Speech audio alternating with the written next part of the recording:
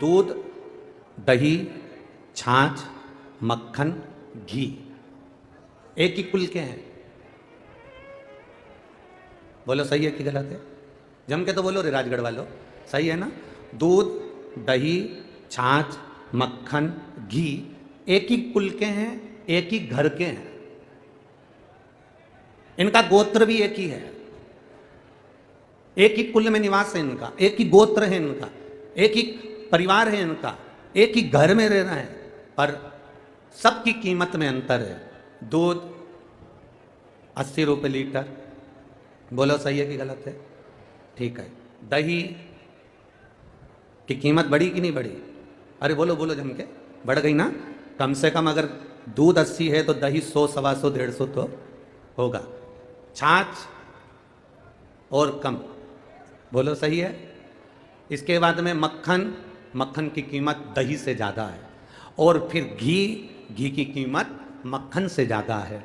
एक ही कुल में, एक ही घर में, एक ही गोत्र के हैं। दूध, दही, मक्खन, छाछ, शहद, ये सब एक ही घर के, एक ही कुल के हैं, पर सबने अपनी अपनी कीमत बना रखी है। जो जितना अग्नि में तपता गया, जो जितना मथता गया, जो जितना खटास रहता गया, वो उतना कीमती बनता चले गया। जिसने अपनी जिंदगी में जितना जितना परिश्रम करा है, जितना जितना दुख झेला है, जितना जितना कष्ट झेला है, उसकी कीमत संसार में बढ़ती चली। भुट्टा, मक्का बाहर बिक रही है। एक भुट्टा कच्चा बाजार में लेने जाना, मंडी में 10 रुपए का, 8 रुपए का, 5 रुपए का मिल जाएगा। बोलो मिलेगा कि नहीं मिलेगा? अरे बोलो जम के बोलो जरा, मिल जाएगा ना? कच्चा भुट्टा, कच्ची मक्का 5 रुपए का, 10 रुपए का एक भुट्टा मिल जाएगा। और वो सिका हुआ, बोलो बोलो जम के जरा, 20 रुपए का। तो उससे कह दो कि भैया 10 रुपए का दे दे। अरे जा उधर, दिख नहीं रहा, सेक रहा हूं। जो जितना तपता है उतना महंगा होता चले जाता है।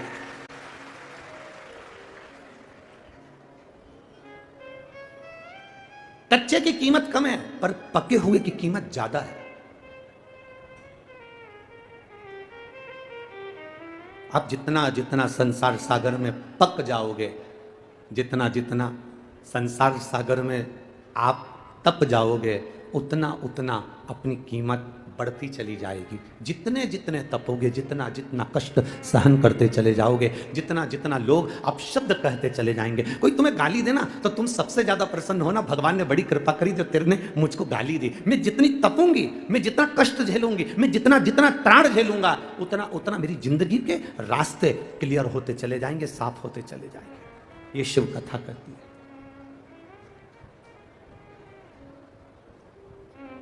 मैंने तेरे ही भरोसे, ओ बाबा तेरे ही भरोसे, हवा बिच उड़ती जावांगी, बाबा डोर हथो छड़ी नामे घटी जावांगी, भोले मेरे। जितना जितना कष्ट मिले, जितना जितना कष्ट प्राप्त हो, उतना उतना तुम उन्नति की ओर बढ़ रहे हो। ये विचार करिएगा। हम कल आशीष जी को कह रहे थे कि आशीष तिवारी जी, कथा कहीं हो रही थी, कहीं हो रही है। कथा तुम जिस दिन से लेकर आए होगे, उस दिन से तुम्हें लोगों की सुनना भी पड़ रही होगी। व्यवस्था करने में जो व्यवस्था करने में चवन्नी लगती है कथाओं में, शिव महापुराण की कथा अगर तुम लेकर गए हो तो सवाया खर्च होगा, क्योंकि शिव पुराण की कथा कराना कोई सरल बात नहीं है, सहजता नहीं है। मेरा शंकर सहज नहीं है, हमारा सरल नहीं है। पर धन्यवाद दूंगा आशीष तिवारी जी को, जिन्होंने और जिनकी पूरी मित्र मंडली ने और पूरे राजगढ़ ने आज राजगढ़ के इतिहास को रच दिया, जो लाखों में भक्त यहाँ पहुँचे हुए। इतिहास, रोड पर देखो तो भक्त बैठे हुए हैं, पंडालों में देखो तो ये 1 2 3 4 और टेंट के दोनों पंडाल मिलाओ, बीच के तीनों पंडाल मिलाओ, 5 पंडाल एक जैसे, पांव रखने की जगह नहीं, इतने भरे, और पूरी रोड भरी हुई है। जिस रोड पर ट्रक चलते हैं, बस चलती है, वो रोडों पर लोग बैठे हुए। ये तुम्हारा तपना, ये तुम्हारा संघर्ष, हम आशीष तिवारी से यही कहेंगे, ये तुम्हारा तपना और ये तुम्हारा संघर्ष, और तुम्हारे मित्र, तुम्हारे कार्यकर्ता और तुम्हारे जितने जितने इस राजगढ़ का एक एक बेटी, एक एक बेटा, एक एक भाई, एक एक बहन जिसने सहयोग करा है, ये साधारण कथा नहीं, पूरे राजगढ़ की कथा है। ये राजगढ़ का इतिहास रच गई है कथा।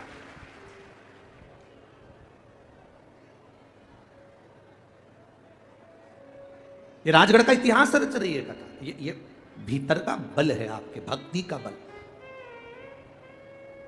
कहे दुनिया के लोग, अपशब्द कहने वाले कहेंगे, देखो फिक्र और फकीर, फिक्र और फकीर दोनों में एक अंतर भारी है। फिक्र और फकीर में एक अंतर भारी है। फिक्र करने वाला कभी जिंदगी में आगे नहीं बढ़ सकता। फिक्र इंसान को खा जाती है।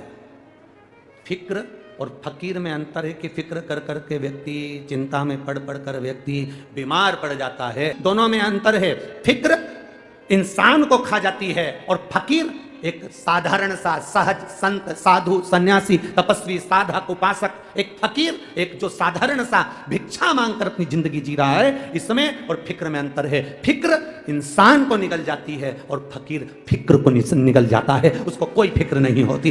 जो मिला पा लिया, जैसा मिला रह लिया, जैसा मिल गया पहन लिया, और भगवान की भक्ति में अपने जीवन को तार रहा है, भगवान की भक्ति में अपनी जिंदगी को निकाल रहा है।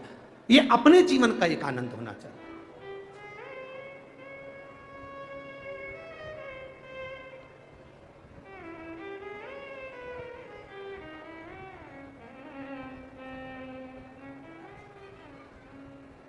गरुड़ पुराण किस किसने पढ़ी है? जम के जरा हाथ उठाइए जिसने कभी गरुड़ पुराण, जो पंडित जी बाजते हैं छोटी सी गरुड़ पुराण, वो नहीं, किसी के मरने पर बजती है वो नहीं, पूरी गरुड़ पुराण अगर कभी पढ़ी हो तो गरुड़ पुराण के अंतर्गत कभी मौका मिले तो पढ़िएगा, सुनिएगा। वो गरुड़ पुराण नहीं जो पंडित जी छोटी सी बाज देते हैं, किसी के मरने पर 10 दिन में पूरी कर देते हैं, वो गरुड़ पुराण नहीं। गरुड़ पुराण पूरी जिस दिन मौका मिले किसी ब्राह्मण के मुख से सुनना या कभी पढ़ना, उस गरुड़ पुराण में लिखा है, उस गरुड़ पुराण के अंतर्गत वर्णन आता। शंकर के मंदिर के बाहर ओटले पर, शंकर के मंदिर के दरवाजे पर पीपल के वृक्ष के नीचे, बड़ वृक्ष के नीचे, आंवले के वृक्ष के नीचे, बेलपत्री के वृक्ष के नीचे और मंदिर के ओटले पर, मंदिर के दरवाजे पर, मंदिर के प्रांगण में अगर कोई वो हाथ में ऐसे ऐसे पीस पीस के वो पत्ता खेलते हैं ना, वो जिंदगी में अगर कोई वहां बैठकर कभी जुआ खेले या पत्ता खेले तो उसके 71 पीढ़ी को नर्क से बाहर नहीं निकाला जाता, नर्क में ही भुगताया जाता है।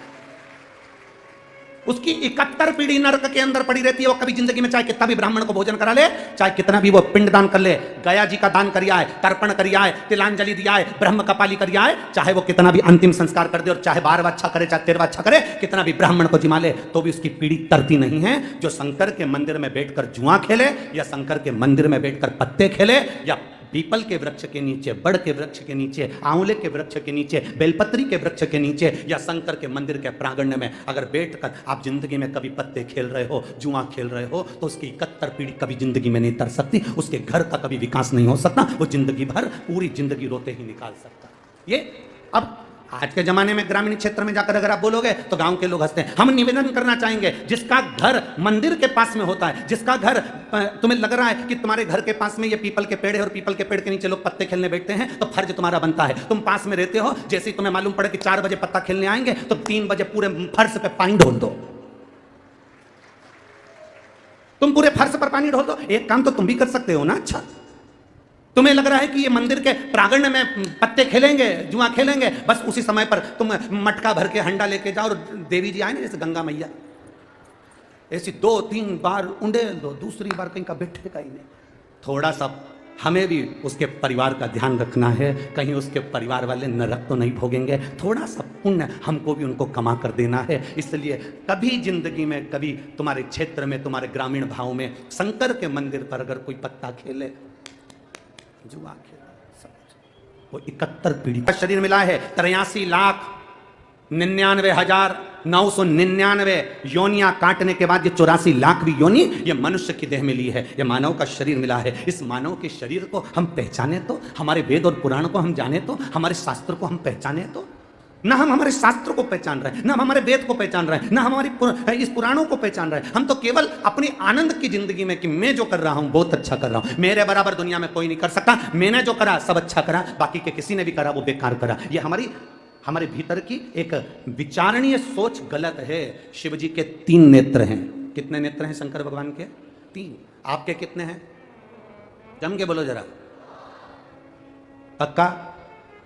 अगर शंकर भगवान पृथ्वी पर रहते हैं, मृत्यु लोक के देवता शिव जी हैं, शंकर भगवान के अगर 3 नेत्र हैं तो जितने संसार में पृथ्वी पर मनुष्य रह रहे हैं इनके भी 3 नेत्र हैं। शंकर भगवान के 3 नेत्र में से एक नेत्र जब खुलता है तो कामदेव जलकर भस्म हो जाता है। शंकर का तीसरा नेत्र खुलता है तो दुष्ट जलकर भस्म हो जाते हैं। ये 3 नेत्र अगर शिव जी के हैं तो हमारे भी 3 नेत्र हैं। पहला नेत्र जिससे हम अपनी अच्छाई देखते हैं, मैंने जो करा बहुत अच्छा करा, मेरे बराबर कोई नहीं कर सकता। दूसरा नेत्र जिससे हम अपने घर की अच्छाई देखते हैं, मेरे परिवार ने करा बहुत अच्छा करा, मेरे कुल में करा बहुत अच्छा करा, मेरे पिता ने, मेरे बेटे ने, मेरी बेटी ने, मेरे रिश्तेदार ने करा बहुत अच्छा करा। और तीसरा नेत्र जो शंकर भगवान का मध्य में है, ऐसा तीसरा नेत्र परमात्मा ने सबको दिया है। जब वो तीसरा नेत्र से देखता है तो हमेशा बस एक ही काम करता है, दूसरे की बुराई देखता है, अच्छाई कभी नहीं देख सकता। और जब जब वो किसी की बुराई देखता है तो उसने अपने अच्छे कर्मों को जलाकर भस्म कर लिया। ये तीसरा नेत्र शंकर भगवान ने सबको दिया है, जिससे वो बुराई ढूंढता है। उसने ऐसा कर दिया, उसने वैसा कर दिया, उसने ये कर दिया, उसने वो कर दिया।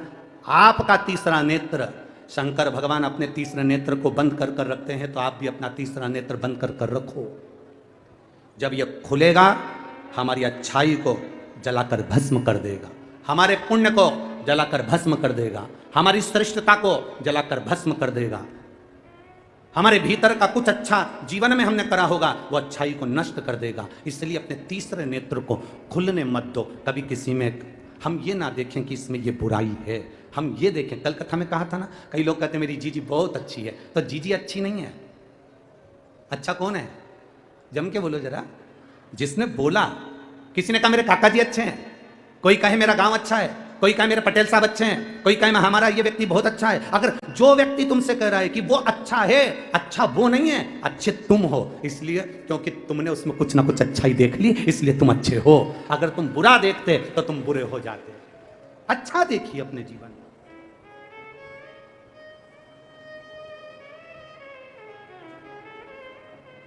शंभु शरणे पड़े मांगू घड़ी रे घड़ी, दुख तारो दया करी ने दर्शन।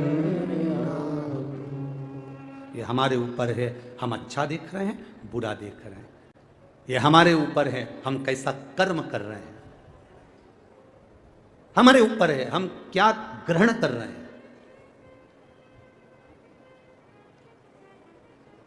हम कितना प्राप्त कर रहे हैं। आज एक व्यक्ति ने, कल रात्रि की बात है, कल शाम को जब हम 5 दिन की कथा होती है तो 5 दिन की कथा में 2 दिन हम शुरू के किसी से नहीं मिलते, ये आपको भी मालूम है।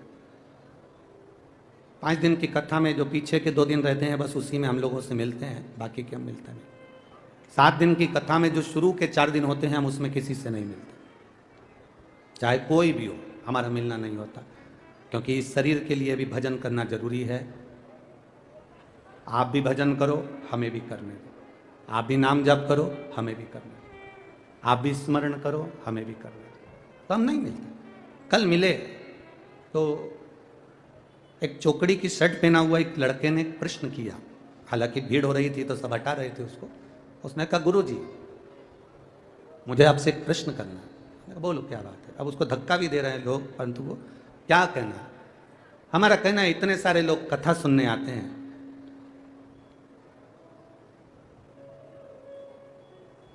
क्या सब कथा को अपने अंदर उतार लेते हैं?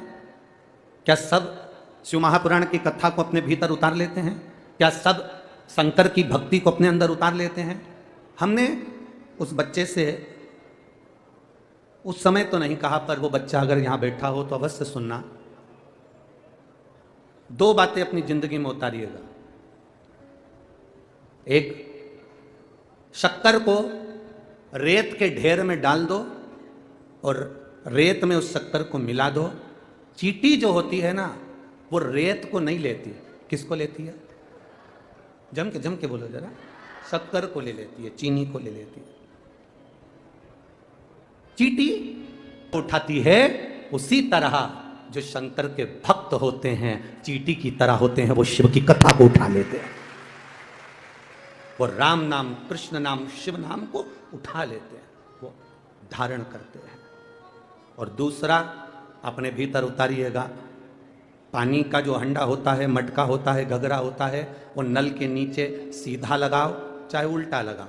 सीधा लगाया तो भर जाएगा और उल्टा लगाया तो नल के नीचे जब तक रखा है तब तक वो ठंडा बना रहेगा। उसी तरह कथा आपके अंदर प्रवेश कर रही कि नहीं कर रही, आप कथा को अपने अंदर भर रहे कि नहीं भर रहे, कुछ अच्छा ग्रहण कर रहे कि नहीं कर रहे, कोई बात नहीं, पर कथा के पंडाल में अगर आप पहुंचे हो, अगर आप सीधे खड़े हो तो कथा अंदर प्रवेश कर जाएगी, अंदर चली जाएगी। और अगर उल्टे खड़े हो, कथा नहीं भी जाएगी, कम से कम 3 घंटा तुम झूठ तो नहीं बोलोगे, कपट तो नहीं करोगे, बेईमानी तो नहीं करोगे।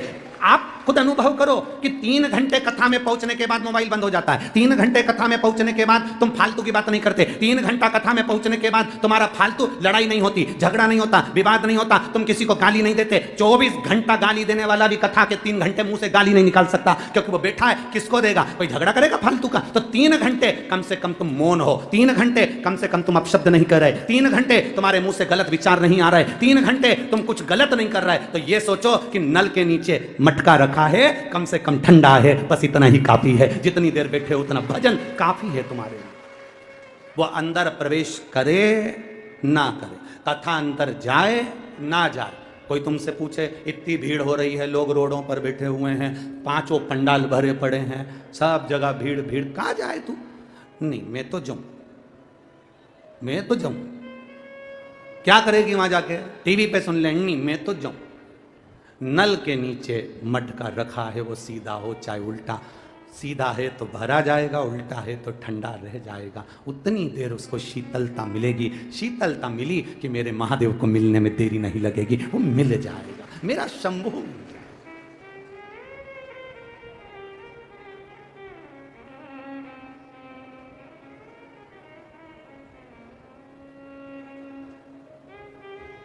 आप करो उसकी चाकरी।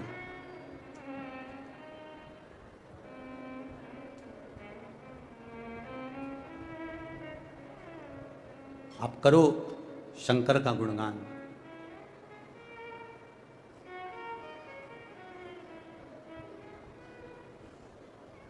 और जब आप शिव की भक्ति में रमते हो, जब मुख से राम नाम, कृष्ण नाम, शिव नाम निकलता है, आपको लगता है कि आप शिव नाम ले रहे हो, आपको लगता है कि आप राम नाम ले रहे हो, आपको लगता है कि आप कृष्ण नाम ले रहे हो। नहीं, राम मेरे कृष्ण, मेरे राम, मेरे शिव आपको याद करते हैं, तब हमारे मुंह से राम, कृष्ण और शिव निकलता है, निकल ही नहीं सकता।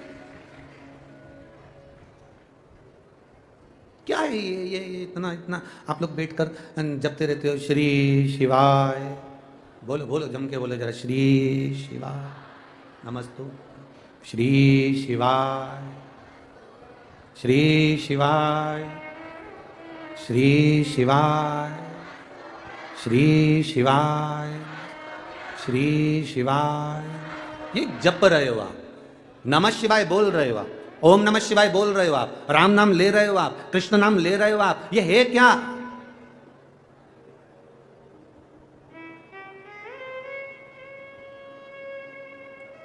क्या है ये? क्यों? विद्धेश्वर संहिता के अंदर, शिव महापुराण की विद्धेश्वर संहिता में श्री शिवाय नमस्तुभ्यम ये लिखा। लोगों ने भले विरोध करा कि ये श्री शिवाय नमस्तुभ्यम ना जाने कहां से मंत्र लिया है। विरोध करने वालों का तो काम है, विरोध करते रहेंगे, 24 घंटा बोलते रहेंगे। हम बोलेंगे कि तुम मंदिर जाओ, विधर्मी बोलेंगे कि मंदिर मत जाओ। हम कहेंगे कि बेलपत्र चढ़ाओ, कई लोग मिलेंगे वो कहेंगे बेलपत्र मत चढ़ाओ। हम कहेंगे कि शिवलिंग का स्पर्श करो, कई विधर्मी मिलेंगे कहेंगे शिवलिंग का स्पर्श मत करो। हम कहें करो, वो कहें ना करो। हम कहें शंकर को जल चढ़ाओ, वो कहेंगे शंकर को जल नहीं चढ़ाना। जो भगवान ने घर में गीता प्रेस गोरखपुर की शिवपुराण लाकर पढ़िएगा, उसमें लिखा है श्री शिवाय नमस्तुभ्यं, बोलने वाले का केवल मुख का दर्शन कर लो तो हमारे 1000 अश्वमेध यज्ञ का फल प्राप्त हो जाता है और कितने भी पाप करे हो वो नष्ट हो जाते हैं। यह विदेश्वर संहिता में लिखा है। क्या है ये? तो कहा श्री शिवाय नमस्तुभ्यं, ओम नमः शिवाय, राम नाम, कृष्ण नाम, ये सब हमारे जो गुरुओं ने हमको दिए हैं, वेद व्यास जी ने, तुलसीदास जी ने, वाल्मीकि बाबा ने जो हमको दिए हैं, ये मंत्र साधारण नहीं है। ये हमारे को भगवान का मोबाइल नंबर दे दिया है कि बस इस नंबर को दबाना, भगवान से बात हो जाएगी। इसको पढ़ लो, इसका स्मरण कर लो। जब जब हम मुख से नमः शिवाय कहते हैं, जब जब हम मुख से श्री शिवाय नमस्तुभ्यं कहते हैं, जब जब हम मुख से ओम नमः शिवाय कहते हैं, जब जब हम मुख से राम नाम कहते हैं, जब हम मुख से भगवान कृष्ण का नाम लेते हैं, तब यह अंदाजा लगाना कि आप भगवान को मोबाइल डायल कर रहे हो, उसका नंबर लगा रहे हो, और तुम जपते जाओ, जब तुम्हारा फोन कोई नहीं उठाता तो तुम लगाते जाओ, वो उठाएगा, जरूर उठाएगा। लगाए जाओ, उठाएगा वो। मैसेज करे जाओ, जवाब देगा वो। लगाओ। हम भी बस यही कर रहे हैं, लगाए जाओ। श्री शिवाय नमस्तुभ्यं, राम नाम, कृष्ण नाम, शिव नाम जप रहे हैं, जपते जाओ। कभी तो डायल होगा, और एक बार अगर उसने उठा लिया तो हमारा कल्याण निश्चित होगा। ये निश्चित है। और आपके बच्चों को जन्म देने वाली, आपके बच्चों को प्रकट करने वाली मैं रहूंगी। गंगा प्रसन्न हो गई, प्रसन्न। आज मेरे भोले बाबा का तेज मुझ में आएगा और मैं बच्चों को जन्म दूंगी, शंकर भगवान के पुत्रों को जन्म दूंगी। प्रभु, पर मैं आपकी अर्धांगिनी नहीं। शिव जी कहते हैं गंगा चिंता मत कर, संसार का मनुष्य मेरा एक नाम है हर, क्योंकि मैं दुनिया के कष्ट को हरता हूं। मेरा एक नाम है हर, मैं दुनिया के दुख को हरता हूं, मैं दुनिया के कष्ट को हरता हूं। दुनिया का कोई व्यक्ति कहीं पर भी बैठकर हर हर गंगे जब कहेगा तो उसने कोटि पुण्य कमा लिए होंगे, ऐसा फल उसको प्राप्त होगा। एक बार आप भी जरा सावन के महीने में, पहले तो हम आशीष तिवारी जी को धन्यवाद दे दें कि वो गंगा मैया को हरिद्वार से लेकर राजगढ़ तक लाए, उसके लिए एक बार जोरदार ताली। बहुत बहुत साधुवाद, बहुत बहुत साधुवाद। और पूरे राजगढ़ की माताओं को यह सौभाग्य प्राप्त हुआ कि कलश यात्रा में, कलश में गंगा जल, और वो गंगा जल आप देवादिदेव महादेव को चढ़ाई। ये पूरे राजगढ़ को सौभाग्य प्राप्त हुआ। बहुत बहुत साधुवाद महाराज, बहुत बहुत साधुवाद। तो एक बार बड़े भाव से बोलिए हर हर गंगे। ये गंगा और हर का संबंध है हमारा, क्योंकि देवादिदेव महादेव ने अपना तेज गंगा महारानी को दिया। गंगा जी की जल की धार से अब देखिए, माता पार्वती जी के तन से तो उपटन से केवल एक पुत्र हुए। क्या नाम था उनका? जम के बोलो जरा। गणेश। कोई पूछ रहा था पार्वती जी कौन सा उपटन लगाती थी, तो हमने पूछा क्यों? नहीं, हम पूछ रहे हैं वो बेसन मिला के लगाती थी क्या, कि आटा वाला लगाती थी? अब एक बात अच्छे से सुन लो, पार्वती जी ना तो बेसन का उपटन लगाती थी, ना आटे का उपटन लगाती थी, ना चंदन का उपटन लगाती थी। माता पार्वती जी तो जो गाय होती है, गाय का जो गोबर होता है, उस गोबर का उपटन माता पार्वती जी अपने तन पर लगाती थी। गाय के गोबर का उपटन माता पार्वती जी ने अपने शरीर पर लगाया। इसलिए पार्वती जी के तन से जो गोबर को उतारा गया, गाय के गोबर का जो उपटन उतारा गया, उसका जो पुतला बना, उसको गोबर गणेश कहा गया। कौन सा गणेश है? ये सबसे पहला गणेश है, गोबर गणेश। सबसे पहला पुतला बना था गणेश जी का, तो गाय के गोबर से बना था। इसलिए हमारे गांव की माताएं आज भी शादी ब्याह में पीतल की मूर्ति मंडप में नहीं रखे, पूजन में नहीं रखे, वो दौड़ के जाए ने गाय का गोबर उठाई के ने उनकी सूंड मूंड बना के ने मटका पे ने तुरंत हंडे पे रख दे और कहते महाराज जी चालू करो सत्यनारायण की कथा। महाराज जी बोले गणेश जी रखा तो गोबर का गणेश रख दिया। पार्वती जी ने जो उपटन, तो पार्वती जी के इस शरीर से तो केवल एक पुत्र हुए, पर गंगा जी के जल से 6 पुत्र गंगा जी के जल से। जब भगवान के तेज पुंज को ले जाकर गंगा जी के जल में दिया गया, गंगा जी की 6 धारों ने उस भगवान शंकर के तेज पुंज को 6 भाग में बांट दिया। 6 भाग में बांटा तो 6 पुत्र जन्म ले लिए। गंगा मैया 6 ही पुत्र को अपनी गोदी में लेती, कभी बालक इधर रोता कभी उधर रोता। मां गंगा परेशान हो गई। गंगा जी ने उसी समय पर ऋषियों को बुलाया, संतों ऋषियों आओ। सप्त ऋषि आ गए, सप्त ऋषि आए और ऋषियों ने आकर पूछा, गंगा जी क्या बात है, बधाई आपको 6 पुत्र होने की। गंगा मैया के पुत्र होने की तो बधाई जाने दो, परंतु इन 6 को संभालूं कैसे, अकेली, और औलाद कितनी, बोलो बोलो जम के बोलो जरा, 6, अब करूं तो करूं क्या। तो गंगा जी ने कहा, ऋषियों अपनी अपनी अर्धांगिनियों को भेजो। तब ऋषियों की पत्नी आ गई जिनका नाम था कृतिका।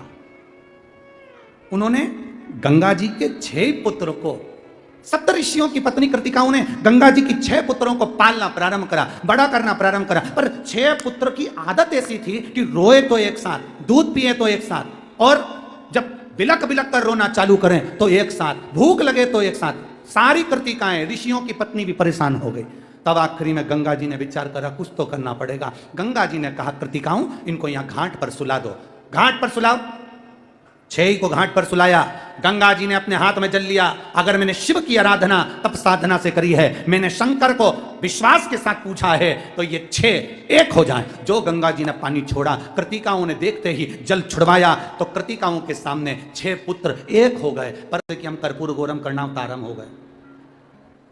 भगवान शंकर बोले, पहले तो मैं हारने वाला नहीं हूं, ये पक्का है, चलो खेलो चौसर। जो मां पार्वती ने चौसर खेलना प्रारंभ करा, और जो मां पार्वती चौसर खेली, खेलते खेलते खेलते खेलते शंकर भगवान का डमरू, त्रिशूल और सांप सब ले लिया। अब बचा था मृगछाला। जो मां ने चौसर खेली तो तन की मृगछाला भी चली गई। अब पार्वती जी बोली, प्रभु सीताराम। शिव जी बोले, क्या कहना है तेरा, मतलब क्या है, उतारो उतारो। शिव जी बोले, पार्वती हम नग्न हो जाएंगे। शंकर भगवान से पार्वती जी बोली, प्रभु चौसर में आ रहे हो, देना तो पड़ेगा, लाओ दो। अब भगवान पार्वती जी को वस्त्र देकर कहां जाएं, तो मेरे भोलेनाथ नीलकंठ पर जाकर बैठ गए। जो शिव जी नीलकंठ पर जाकर बैठे और नग्न वेशधारी, नग्न वेश, शिव जी का एक रूप हो गया जिसका नाम था अवधूतेश्वर। कौन सा, अवधूतेश्वर। बोला, अवधूतेश्वर भगवान की नग्न वेशधारी।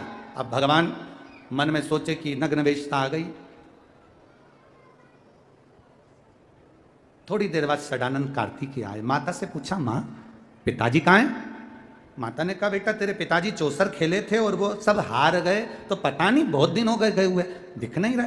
कार्तिकेय कहते हैं, मैं पता कर षडानंद कार्तिकेय गए नीलकंठ पर। जो नीलकंठ पर पहुंचे तो देवादिदेव महादेव नग्न वेश में बैठे थे। षडानंद कार्तिकेय ने पुत्र ने पिता से पूछ लिया, पिताजी। पिताजी बोले, हाँ बेटा ये कैसे हो गया? पिताजी बोले, ये सब तेरी माता की करामात है। चौसर में मैं हार गया, उसने मेरा वस्त्र रख लिया, दिया नहीं। पिताजी ये हालत, आप चिंता मत करो पिताजी, मैं आपके लिए वस्त्र लेकर आता हूं। शंकर भगवान का वस्त्र लेने के लिए षडानंद कार्तिकेय अपनी माता के पास चले गए। मां कती, बोल बेटा। मां मुझे आपके साथ चौसर खेलना है। पार्वती जी बोली, बेटा तुम छोटे हो, बच्चों के साथ चौसर खेलो। ना ना मां, मेरे को आपके साथ चौसर खेलना। ठीक है खेलो चौसर। मां आप चौसर में क्या लगाओगी? षडानंद कार्तिकेय ने कहा अपनी मां से, तो मां कहती है, बेटा केवल दुनिया में केवल एक मां ही तो ऐसी है जो सबसे जीतना चाहती है पर अपने बच्चों से हारना चाहती है। केवल एक मां कभी अपने बच्चों से नहीं जीतती। मां अपने बच्चे के आगे हारती है, बच्चों से नहीं जीतती। मां आप क्या लगाओगी? क्या चाहिए तो चलो। पिताजी जो मृगछाला छोड़ कर गए हैं वो मृगछाला दे सकती हो? मां ने कहा ठीक है लगा दूंगी। अब मां ने जान कर हार कर षडानंद कार्तिकेय को वो मृगछाला दी। भोलेनाथ जी मृगछाला बांध कर बैठे तो शंकर भगवान घर आने से पहले मां गंगा के जल में स्नान करने बैठ गए। गंगा के जल में जो स्नान, भोलेनाथ जी आ गए, पर शिव जी का मन नहीं माना। शंकर भगवान के तेज पुंज से षडानंद कार्तिकेय हुए, शंकर भगवान के तेज पुंज से भगवान शंकर की 5 बेटियों ने जन्म ले लिया। जब ये 5 बेटियां जन्म ले ली, शंकर भगवान का मन नहीं माना, क्योंकि बेटा मां को प्रिय होता है और बेटी, बोलो बोलो जम के बोलो जरा, बाप को प्रिय होती है। सबसे ज्यादा प्रियता बेटी की पिता से होती है और पिता की बेटी से होती है। वो स्नेह करता है बाप अपनी बेटी से और बेटी अपने बाप से स्नेह करती है। ये प्रियता।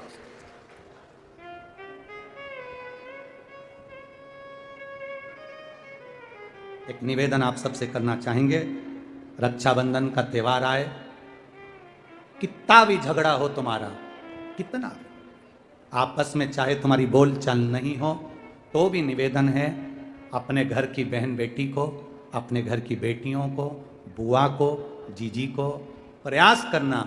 जितनी माताएं बैठी है आपसे निवेदन करेंगे, भाई भले फोन ना लगाए, भाई भले लेने ना जाए, पर एक फोन तुम्हारी तरफ से अपनी अपनी ननंद के पास जाना चाहिए। बुलाओ उसको, एक फोन रक्षाबंधन के पहले अपनी अपनी ननंद के पास जरूर लगाओ और फोन लगाकर बोलो, जीजी कब आएगी तू? सुन, साड़ी माड़ी लेकर मत आना, या अलमारी भरी पड़ी है, मेरी साड़ियां पहन लेना। क्यों? किस लिए? कारण क्या है? क्यों? माता लक्ष्मी जी ने जाकर राजा बलि की धर्म पत्नी के वस्त्र को क्यों लिया था? लक्ष्मी जी के भाई हैं राजा बलि, क्यों लिया? ऐसा वस्त्र में क्या था? क्यों कहा जाता है जीजी मेरी साड़ी पहन लो? क्यों भाभी कहती है ननंद से लो मेरी साड़ी पहन लो, लो मेरी साड़ी पहन लो? क्यों कहती है? 3 काल को हरने वाले होते हैं। पहले नंबर पर संत, ब्राह्मण, साधुजन, गुरुजन जब तुम्हारे दरवाजे पर आते हैं तुम्हारा काल हर लेते हैं। दूसरे नंबर पर है गौ माता, गाय को जब हम रोटी देते हैं गौ माता हमारे काल को हर लेती है। तीसरे नंबर पर है बहन बेटी, जब हमारे यहाँ आती है और हम कह देते हैं जीजी ये मेरी साड़ी है पहन लो, घर से साड़ी लेकर मत आना, जब हम उसको साड़ी पहनने को दे देते हैं तो एक ननन बहन बेटी ऐसी होती है जो अपने भाई के घर के काल को भी हर लेती है, वो बहन बेटी होती है। पर आप में से कई माताएं ऐसी भी बैठी है जो अपनी एक साड़ी नहीं दे, और अगर ननन पहन लेना तो 25 बार के बता दे जी जी मेरी है, जी जी अच्छे से बैठो साड़ी फट जाएगी मेरी है। वो कहे सुन तो कहा करो तैयारी राजगढ़ वालों, अपने अपनी नंदों को, अपनी अपनी बहन बेटी को रक्षाबंधन से पहले एक फोन लगा कर कहना, जी जी तेरी याद आ रही है, आजा जरा जल्दी आना, 2 दिन पहले आना, अपने बच्चों को लेकर आना और हमारे घर का भंडार भर कर जाना। तेरे आने से हमारा भंडार भरा है, तेरे आने से हमारा भंडार। वाह, कितना भी झगड़ा हो, भले बोलचाल नहीं हो, तुम्हारी लड़ाई हो रही हो, झगड़ा हो रहा हो, तो भी मेरा निवेदन है एक बार अपनी नंदों को फोन जरूर लगाना, एक बार जरूर कहना। क्या विचार है रे राजगढ़ वालों? जल्दी बोलो, जल्दी बोलो, दोनों हाथ हिलाकर। पक्का? पक्का? बस, बहुत जोरदार। हर हर। कितना भी झगड़ा हो, कितनी भी लड़ाई हो, कितना भी, और जितने लोग आस्था चैनल पर कथा सुन रहे हैं, जितने लोग फेसबुक यूट्यूब पर सुन रहे हैं, हमारे सनातन धर्म का त्योहार है रक्षाबंधन का त्योहार।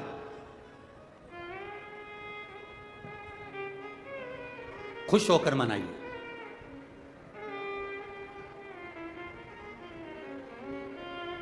हमारे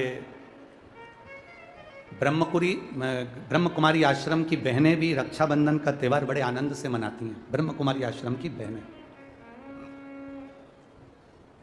ये ब्रह्म कुमारी आश्रम की जो बहनें होती हैं ना, ये रक्षाबंधन का त्योहार बड़े बड़े आनंद से मनाती हैं, और कम से कम 1 महीने तक मनाती हैं रक्षाबंधन का त्योहार। क्यों? क्योंकि ब्रह्म कुमारी आश्रम की बहनें जानती हैं कि सनातन धर्म धीरे धीरे कटता जा रहा है, रक्षाबंधन के माध्यम से एक दूसरे को जोड़कर ये भगवान शिव की भक्ति में रमाया जाए। बोल बम का नारा है, कल्याण तुम्हारा है। आवाज नहीं आई है, जरा दम से बोलो, बोल बम का नारा है, सारी समस्या का हल। बस। कल कथा कितनी बजे होगी? सवेरे 9 बजे। कल जब मेहमान जाते हैं तो अपने घर के बच्चों को 500 का लिफाफा दे जाते हैं। कल शिव पुराण जाएगी तो मेरा भोले बाबा भी जो आएगा उसको चुपचाप से देखकर चला जाएगा। वो शिव है, वो घड़ी।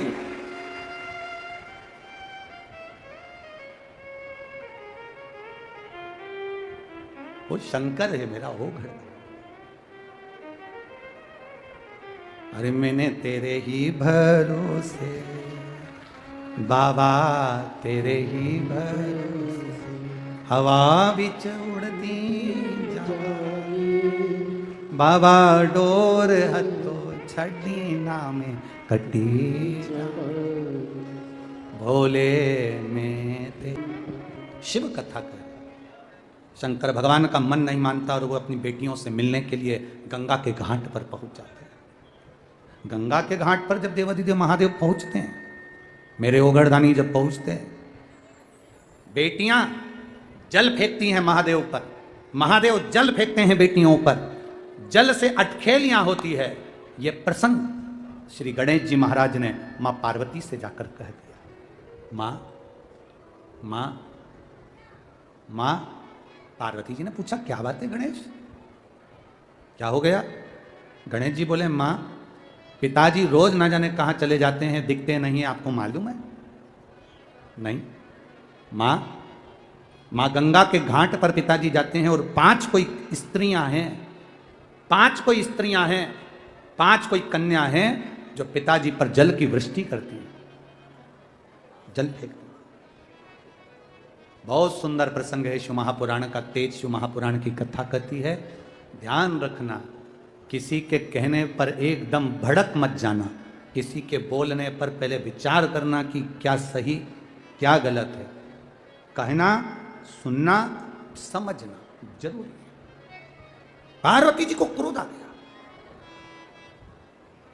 माता पार्वती को क्रोध आया और माता पार्वती जी ने कहा महादेव और किसी स्त्रियों के साथ। क्रोध में आ गई मां पार्वती, केश खोलकर मां भयंकर रूप धारण कर गंगा के जल पर पहुंच गई। जो गंगा के घाट पर पहुंची तो शंकर भगवान 5 कन्याओं के साथ जल की क्रीड़ा कर रहे थे। शिवजी जल फेंक रहे, 5 बेटियां जल फेंक रही। जानकर मां पार्वती उसी समय त्रिशूल लेकर 5 कन्याओं को मारने के लिए जो गंगा के जल में उतरने वाली थी, इतनी देर में देवाधिदेव महादेव ने रोक दिया। शंकर भगवान ने कहा पार्वती ये तुम क्या कर रही हो? पार्वती तुम ये कर क्या रही हो?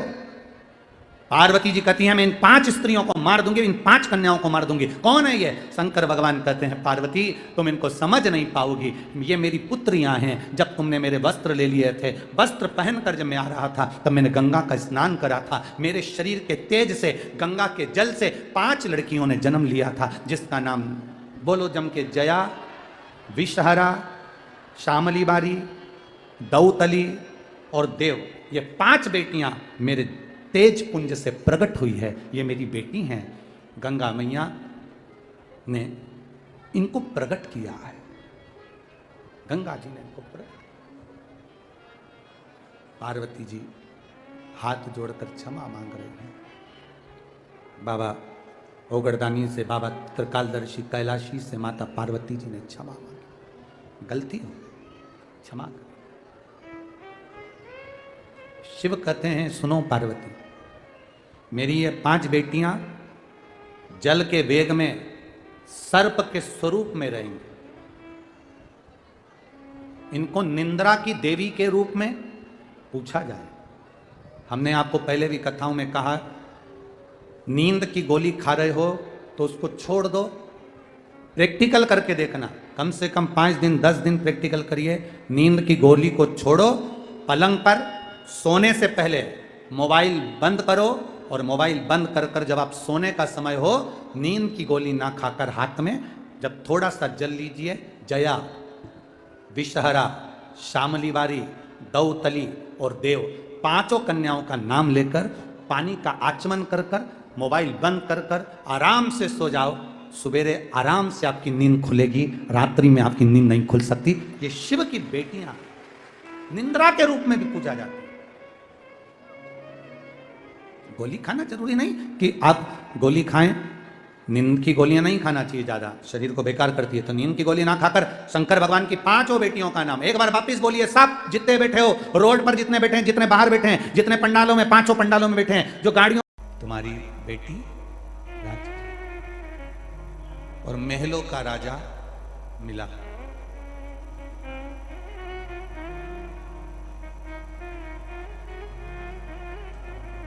ये आत्मा और परमात्मा का भी मंगल विवाह 7 दिन की कथा में 7 भावर के साथ हुआ है और महादेव इसका वर हुआ है।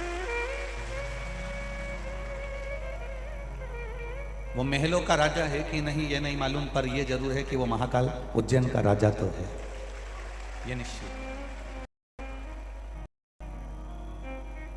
दुनिया को सब कुछ दे दिया उसने, संपूर्ण विश्व को उसने सब कुछ दिया। पूरी दुनिया रिसर्च करती रहती है शंकर भगवान के शिवलिंग का,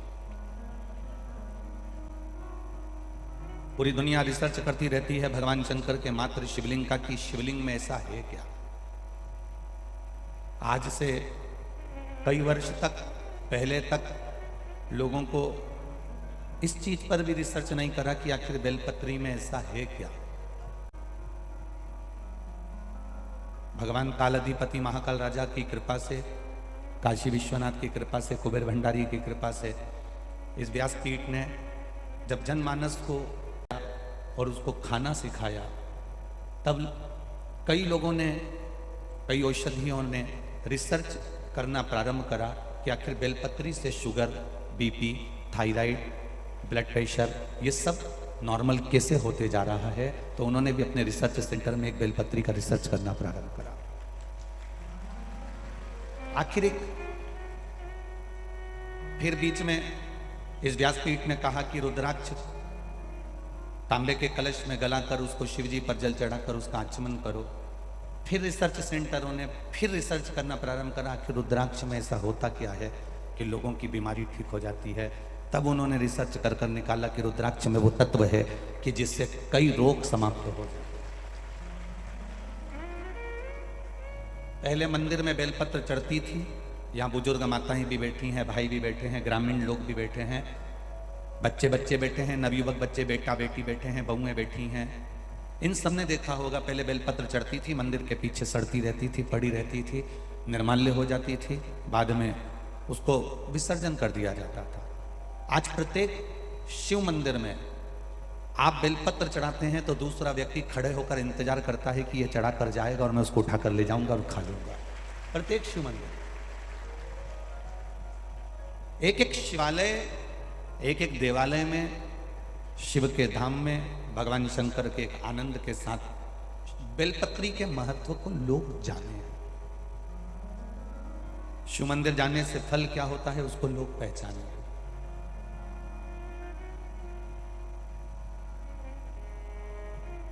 आज वो बच्चा अभी मिलकर गया जिसका हमने कल कथा में कहा था कि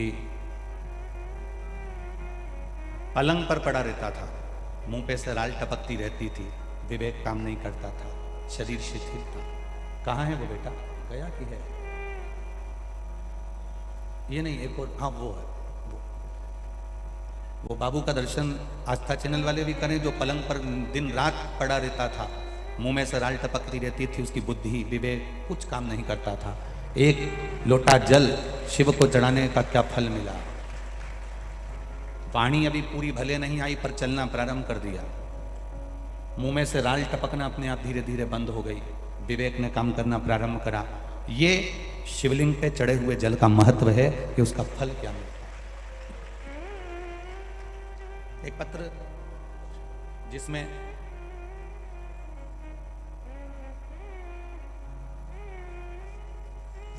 वर्णन किया है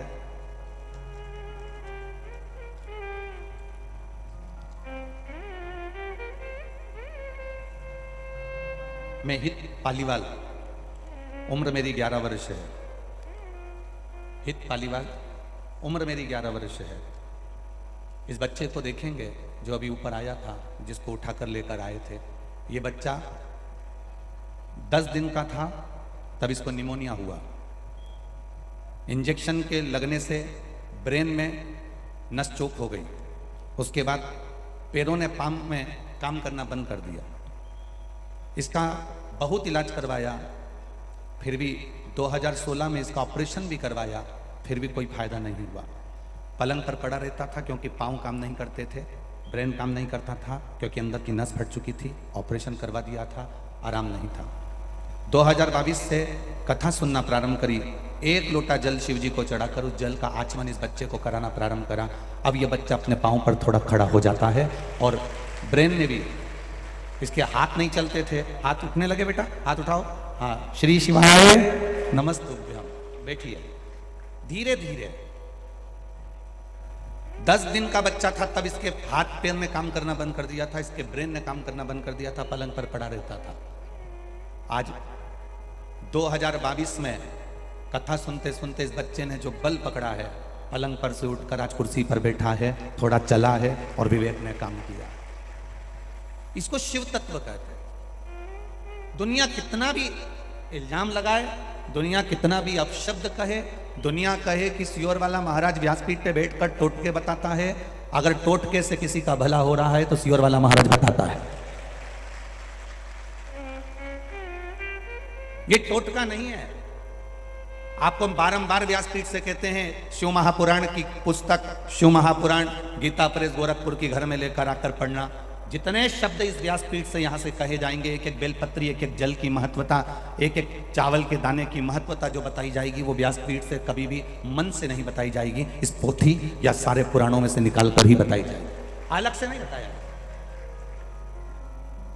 उस महादेव की कृपा किसको कहते हैं, उसका भजन किसको कहते हैं, उसका स्मरण किसको कहते हैं। आप में कई माताएं ऐसी बैठी होंगी आपके आस पड़ोस में जिनकी 8 साल, 7 साल, 5 साल, 4 साल, 3 साल, 6 साल से संतान नहीं हुई और एक पशुपति व्रत करा और सफेद आंकड़े की जड़ बांधी और अड़ोस पड़ोस में भी संतान उत्पन्न। पशुपति व्रत का फल क्या होता है? शिव को समर्पण। भगवान देवाधिदेव महादेव को तुम्हारा समर्पण चाहिए। जल चढ़ाना मतलब शिव के प्रति हमारा समर्पण हो जाना।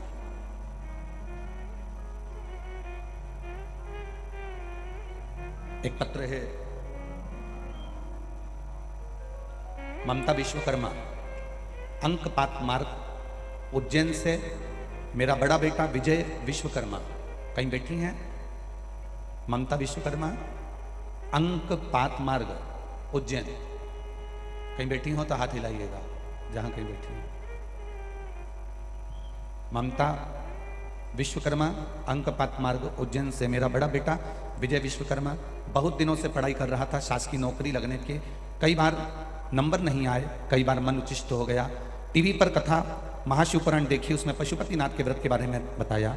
मैंने मेरे बेटे की शासकीय नौकरी के लिए पशुपतिनाथ का व्रत किया और व्रत करने के दौरान 4 व्रत के करने के बाद अचानक मेरे ससुर जी शांत हो गए। ससुर जी शांत हुए और मेरे व्रत पूरा नहीं कर पाए। बाबा ने अधूरा व्रत करने पर मुझे ऐसा फल दिया कि मैं बहुत मन में सोचती थी कि मेरा व्रत अधूरा रह गया, मेरे ससुर जी चले गए। मेरा बेटा मुझसे कहता है माँ 5 व्रत तेरे पूरे नहीं हुए, उसका फल नहीं मिलेगा। मैंने मेरे बेटे से कहा शिव है, चाहे उसका एक व्रत क्यों ना हुआ हो, अगर विश्वास से करा होगा तो तेरा जॉब जरूर लगेगा। और मेरे बेटे ने सरकारी नौकरी के लिए अप्लाई करा। नौकरी मुंबई के रेलवे में स्टेनोग्राफर के पद पर मेरे बेटे को पद प्राप्त हो गया। मेरे बेटे का मैं फोटो भी लगा रही हूं और मेरा भी फोटो लगा रही हूं। आई है क्या? अच्छा उधर है क्या? दोनों हाथ हिला देना। श्री शिवाय नमस्ते। इधर बैठे हैं, आवाज ना आ रही है, स्क्रीन चलने रहा है, स्क्रीन चालू करवाओ। शिव तत्व की प्राप्ति इसी को कहते हैं जी। स्क्रीन चालू करवा। ये शिव है, ये उघड़ी है। उस पर किया गया भरोसा, उस पर किया गया विश्वास खाली नहीं जा सकता। आप बाबा के दरवाजे पर आए हो, महाकाल राजा की चौखट पर आए हो, बस लाइन स्मरण में रखना, खुशी खुशी कर दो विदा, तुम्हारी बेटी राज करेगी और महलों का राजा मेरा, महलों का। हो रही है, 5-10 मिनट लग रहा है। महलों का राजा,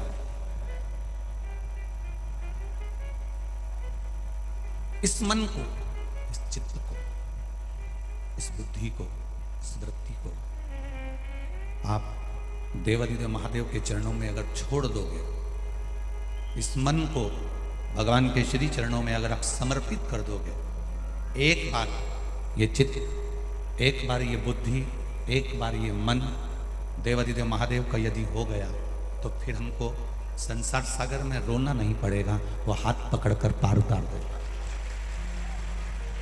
हम उसके भरोसे पर जी, हम उसके सहारे पर जी।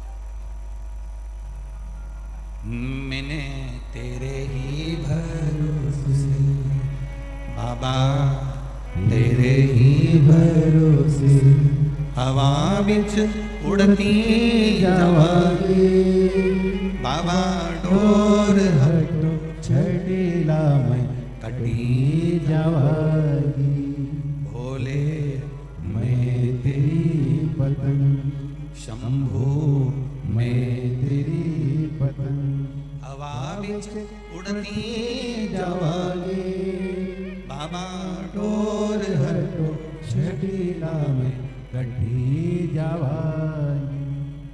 मैंने तेरे ही भरोसे बाबा, तेरे ही भरोसे हवा बिच उड़ती जावागे बाबा, डोर हटो छड़ीला में कटी जावागी। हम उसके सहारे पर जिए, हम उसके भरोसे पर जिए, तो वो हमको साथ देता है।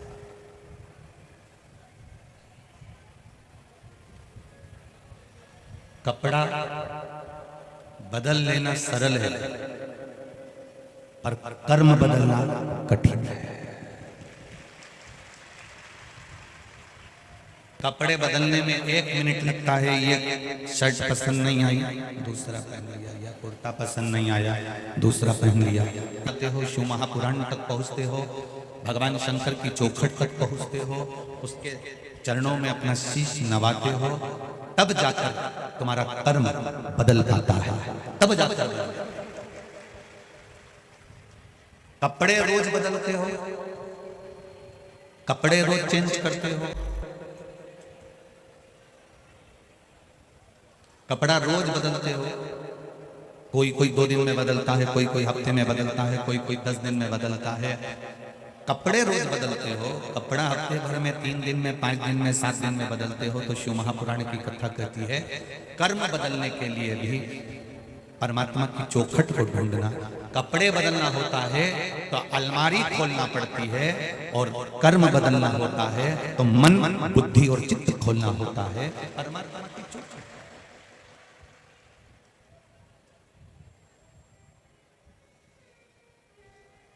थोड़ा बदलाव जिंदगी का होना चाहिए।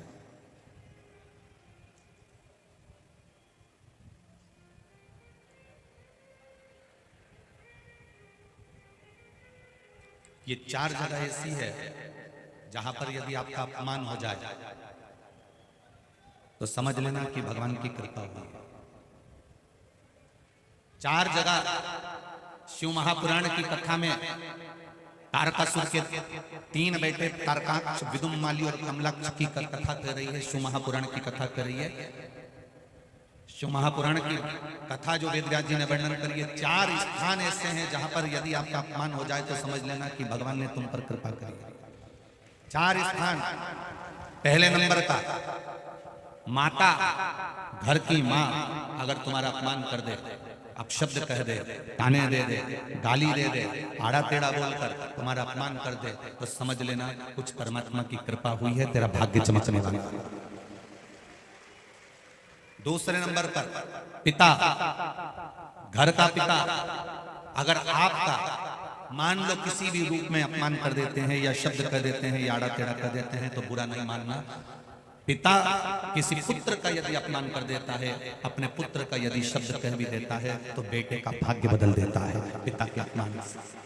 तीसरा, शिक्षक, गुरु जिस गुरु की दृष्टि में कपट ना हो, छल ना हो, बेईमानी ना हो, वो गुरु अगर अपमान भी कर देता है, तुमको शब्द अपशब्द कह भी देता है, तो वो तुम्हारी किस्मत को बदल देता है।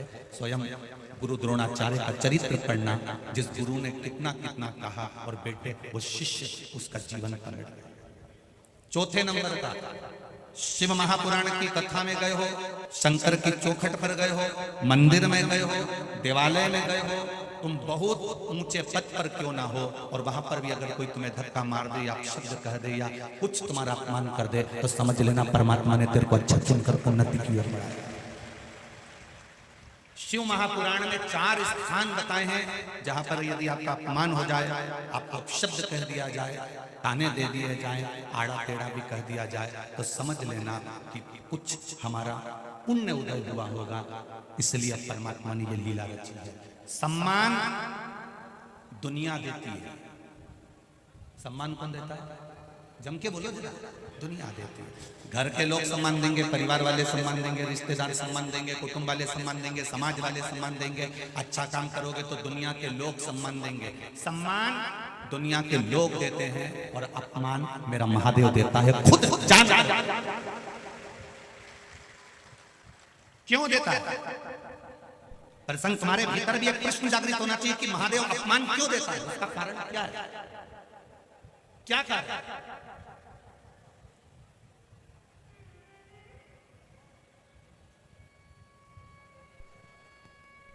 महादेव पार्वती जी से कहते हैं, पार्वती अगर मेरा अपमान नहीं हुआ होता तो मैं भी 33 कोटि देवताओं की गिनती में बैठा होता।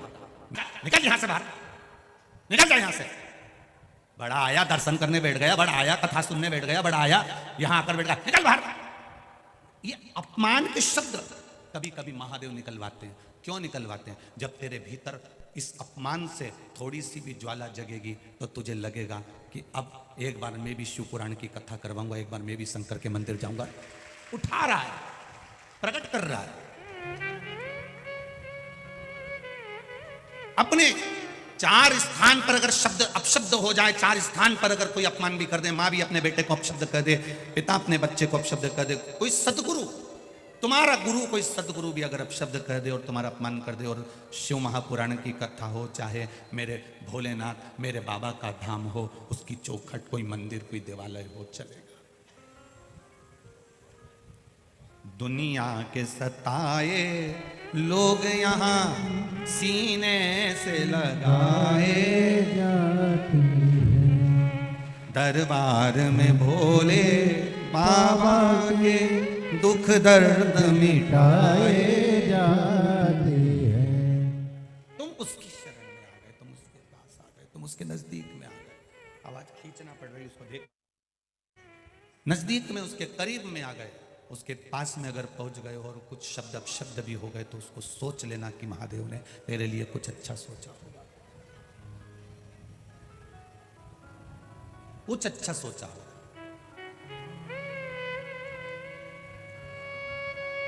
सारी दुनिया में लाइन से दर्शन होते हैं। पंढरपुर चले जाओ, तिरुपति चले जाओ, सांवरिया जी चले जाओ, तुम्हारी मर्जी पड़े जहाँ चले जाओ, सब जगह लाइन से दर्शन होते हैं, सब जगह लाइन से लोग पहुँचते हैं। एक उज्जैन का महाकाल और एक नाथद्वारा का श्री जी बाबा बिना लाइन के दर्शन देता है, धक्के में निकाल देता है। दोनों से पूछा गया, नाथद्वारा के श्री जी बाबा से भी पूछा गया और उज्जैन के महाकाल से भी पूछा गया कि तुम्हारे दरवाजे पर भक्त दर्शन करने आता है, धक्का खाकर जाता है, आपको बुरा नहीं लगता? देवादिदेव महादेव ने और नाथद्वारा के श्री जी बाबा ने कहा, जो मेरे दरवाजे का धक्का खा लेता है फिर वो दुनिया के धक्के नहीं खा पाता। जो मेरी चौखट का धक्का खा गया, जो मेरे दरवाजे का धक्का खा गया, जो मेरे द्वार का धक्का खा गया, वो दुनिया में फिर कहीं का धक्का नहीं खाता। क्या मिलता है इन माताओं को, क्या मिलता है इन भाइयों को, जो पोटला बांध बांध कर कम्बल, चादर, और अब तो और चतुर हो गए, एक चादर एक्स्ट्रा लेकर चलते हैं कि पंडाल में जगह मिल गई तो ठीक, नहीं तो बाहर कहीं तंबू लगाकर अपने ही तंबू में बैठ जाएंगे। क्या मिलता है इनको यहाँ आने पर? क्या प्राप्त होता है शिव महापुराण की कथा में पहुंचने पर? ये जितने बैठे हैं किसी के घर में खाने की कमी नहीं है। ये जितने बैठे हैं, किसी के घर में कूलर और पंखे की कमी नहीं है। ये जितने बैठे हैं, किसी के घर में राजसी ठाठ की कमी नहीं है। सबके घर भोजन है, सबके घर जमीन है, सबका प्लाट है, सबका मकान है, सबकी जमीन जायदाद घर, सबके आभूषण भी है, सबके घर में मोबाइल भी है, एक नहीं तीन तीन चार चार है, सबके घर में सब सुख है। उसके बाद भी पंडाल में पड़े हुए हैं और पड़े रहकर उस महादेव का भजन कीर्तन स्मरण कर रहे हैं, उसकी चौखट का स्मरण कर रहे हैं। कोई कमी नहीं, किसी तरह की कोई कमी नहीं है आपके यहां, परंतु फिर भी आप बैठे कर रहे हो भजन। और उस भजन का जो बल है, उसका जो स्मरण है, वो आपको प्राप्त हो रहा है।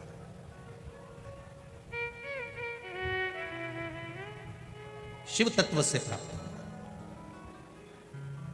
कोई कहे कि हमारा अपमान हो गया, या हमको अपशब्द कहा गया, या हमको आड़ा टेढ़ा कहा गया, शिव महत्व की इन तीनों की कथा को शिव पुराण में जरूर पढ़ना। उसमें 4 अपमान की जगह बताई गई, जहां पर मिल जाए तो समझ लेना कि तुम्हारा भाग्य चमकने वाला है, तुम्हारी किस्मत पर बल होने वाला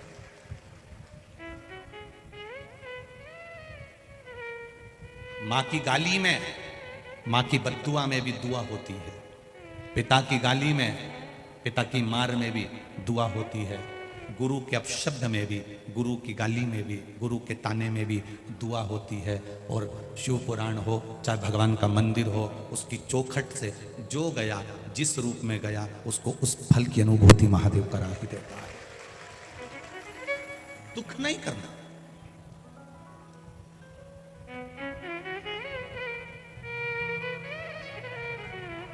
अवंतिकापुरी की धरा में अगर कथा हो रही है, अवंतिकापुरी की चौखट पर, महाकाल राजा की भूमि पर, मां क्षिप्रा के तट पर, मां हरसिद्धि की गोद में अगर ये शिव पुराण की कथा हो रही है, तो इसको कराने वाला मेरा जो काल अधिपति है, हरसिद्धि माता, चिंतामन गणेश, काल भैरव, क्षिप्रा मैया जो करा रही हैं, उनने क्या दिया आपको, ये आप जान सकते हैं। भजन का जो बल है,